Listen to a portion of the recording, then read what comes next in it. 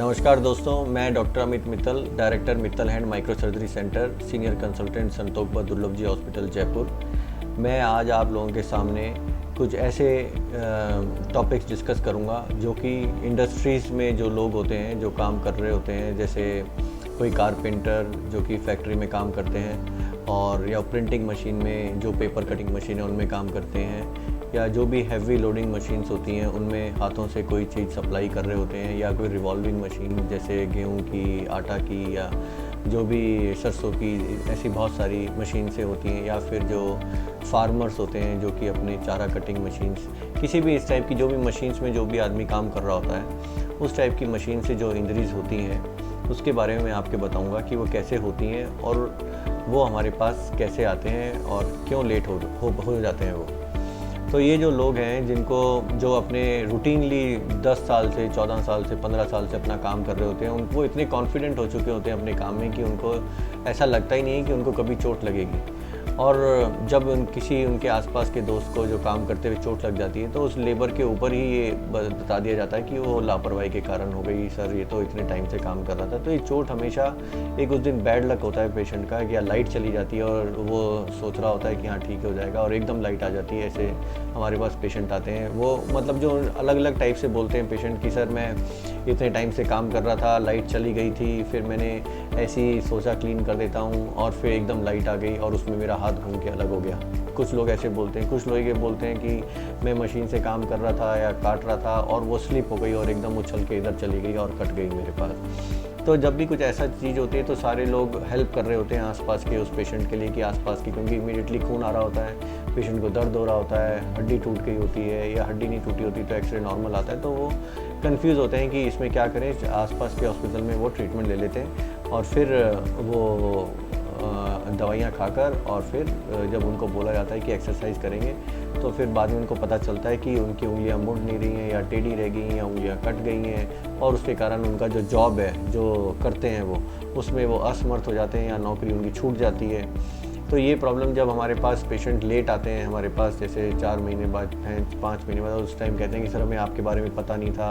हमें स्पेशलिस्ट होते हैं इसके, ये नहीं पता था, हमें आसपास ट्रीटमेंट लेना पड़ा क्योंकि इमरजेंसी थी, सर अब प्लीज़ कुछ हेल्प करो, क्या हो सकता है। तो हम उनकी हेल्प तो फिर भी करते हैं। कुछ चीज़ें जो कुछ केसेस होते हैं जो कि ठीक हो सकते हैं, बेटर हो सकते हैं, वो हम कर देते हैं और पेशेंट बेटर हो जाता है।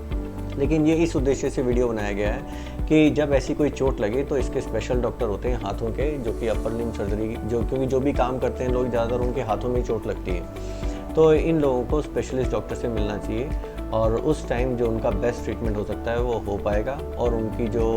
कटने की स्थिति है या मुड़ने की, टेढ़े रहने की स्थिति या दर्द रहने की स्थिति का जो पार्ट है वो काफ़ी कम होगा, और हो सकता है बिल्कुल हो भी ना, और वो अपना जॉब कंटिन्यू भी कर सकें और उनको ज़्यादा 3 से 4 महीने की छुट्टी भी ना लेनी पड़े। हो सकता है कि शायद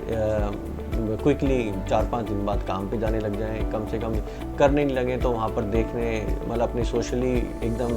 ऐसा नहीं हो कि किसी से मिल ही नहीं पा रहे हैं और फिर दोबारा कंपनी में जाने में डर लग रहा हो, ऐसा कुछ नहीं होगा। दे आर अलाउड टू, क्योंकि हाँ पाँव तो ठीक है उनके, क्योंकि हाथ से चल सकते हैं, वहाँ पर जा सकते हैं, लेके जा सकते हैं, तो वो अपनी जॉब पे जा सकता है और कोई ना कोई अपनी कंपनी की हेल्प कर सकता है। फिर आता है कि सर अब क्या करें, कि अब तो हम लेट हो गए हैं, तो हम उनका इवेल्युएट करते हैं और फिर देखते हैं क्या हेल्प हो सकती है, और जो पेशेंट चाहता है, जो उसकी डिमांड होती है, जो काम करना चाहता है, उसके अकॉर्डिंगली उसके ऑपरेशन करते हैं, और कई लोग ठीक हो जाते हैं। और कई लोगों के जिनके पास उंगलियां नहीं होती उनको हम आर्टिफिशियल उंगली देते हैं और बताते हैं कि हाँ इससे आप कुछ हेल्प हो सकती है और काम कर सकते हो। कई लोगों का पार्ट बिल्कुल टेढ़ा रह जाता है, फिर हम उनका ऑपरेशन करके उसकी सीधी करते हैं, फिर उनको एक्सरसाइज मूवमेंट कराते हैं। कई लोगों की नसें कट चुकी होती हैं, उनको पता नहीं चलता है, तो उसके लिए नसें को जोड़ी जाती है, फिर धीरे धीरे उनमें पता चलने लगता है और फिर वो काम करने लगता है। तो ऐसे लोगों को जिनको ऐसी चोट लगती है, जो कि अपने मशीन से जो काम कर रहे होते हैं, उन लोगों को मैं ये वार्निंग देना चाहता हूँ कि जब भी आप सुबह काम करें अपना, तो रूटीनली ये मत सोचें कि आपको कुछ नहीं होगा। हमेशा अलर्ट होके, और जो सावधानियाँ जो कि आपके ओनर ने बता रखी हैं, जो उस मशीन में लिखी होती हैं, ये मान के चलना ना, वो आपको हमेशा पढ़नी है, उनको रीड करना है। और जब भी कोई इमीडिएटली फ़ोन आ जाए या कोई कॉल कर ले या लाइट चली जाए या फिर आप थके हुए हों, तो आपको उस चीज़ों का ध्यान करना है। ऐसी स्थिति में आपको काम नहीं करना है। अगर आप बहुत थके हुए हैं तो नींद लेकर ही काम करो। आप आराम से लेट नाइट काम करने की ज़रूरत नहीं है, चाहे आपको पैसे कम मिल रहे हों, लेकिन ध्यान रखना है। और अगर आपका स्विच इलेक्ट्रिक चली जाता है, करंट चला जाता है, तो you better either switch off that socket. और अगर कोई रिवॉल्विंग मशीन है और अगर आपने कड़ा पहन रखा है तो आप प्लीज़ कड़े को मत पहन के रखें जब भी आप काम कर रहे हो, कि कई लोग मेरे पास आते हैं उनके कड़े के कारण वो पूरा हाथ अंदर चला जाता है। किसी लोगों ने उंगलियों में अगर अंगूठियां पहन रखी हैं तो मैं चाहता हूं वो उंगलियों में अंगूठियां ना पहनें, क्योंकि उसके कारण भी कुछ चीज़ अटक के पूरी उंगली बाहर चली जाती है और वो बड़ी मुश्किल से निकालना भी मुश्किल होता है और ऑपरेशन भी मुश्किल हो जाता है। और जो लोग कटिंग मशीन में कर रहे होते हैं तो उन लोगों का मैं चाहता हूँ कि फ़ोन को ज़्यादातर दूर रखें और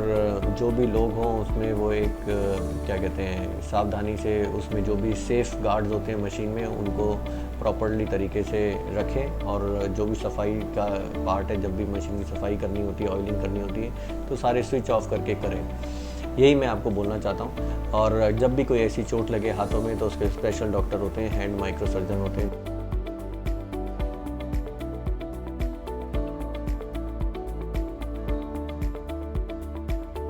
जब भी कभी आपको ऐसी चोट लग जाए हाथों में काम करते हुए, चाहे आप काफ़ी दूर हों, राजस्थान के किसी भी कोने में हो, तो आपको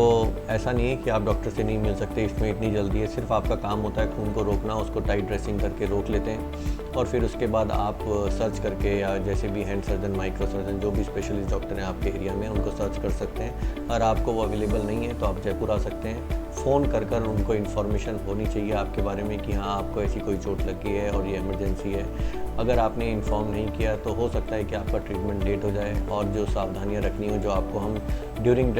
जब आप ट्रैवलिंग कर रहे हो इतनी दूर से वहाँ तक आने के लिए, तो हम आपको बता सकें कि वो आपको काम नहीं करना है। लाइक जैसे पानी नहीं पीना है, ड्रिप लगा के रखनी है, ड्रेसिंग लगानी है, अगर कोई पार्ट कट गया है तो उसको कैसे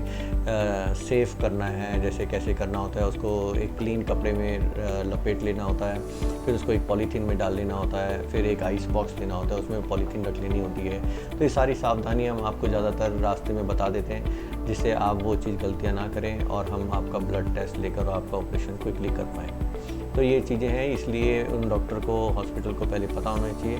कि अगर आप आ रहे हैं उनके पास, ऐसा नहीं होना चाहिए कि हाँ वहीं पर ही डॉक्टर से मिल लेंगे और फिर हम इलाज इमीडिएटली हो जाएगा। ठीक है, ऐसी चीज़ों में यही ध्यान रखना होता है कि वहाँ पर लोगों से मिल पाएँ आप, डॉक्टर को पहले इन्फॉर्मेशन। अगर आपको वीडियो पसंद आता है तो इसको प्लीज़ लाइक, सब्सक्राइब और शेयर करें, जिससे बाकी जितने भी लोग हैं आपके आसपास के उनको इसके बारे में पता चले और वो इसके थ्रू जो इसमें इंफॉर्मेशन है उसका लाभ उठा सकें और जो वो प्रॉब्लम फेस करते हैं उससे ट्रीटमेंट ले पाएँ वो उसका।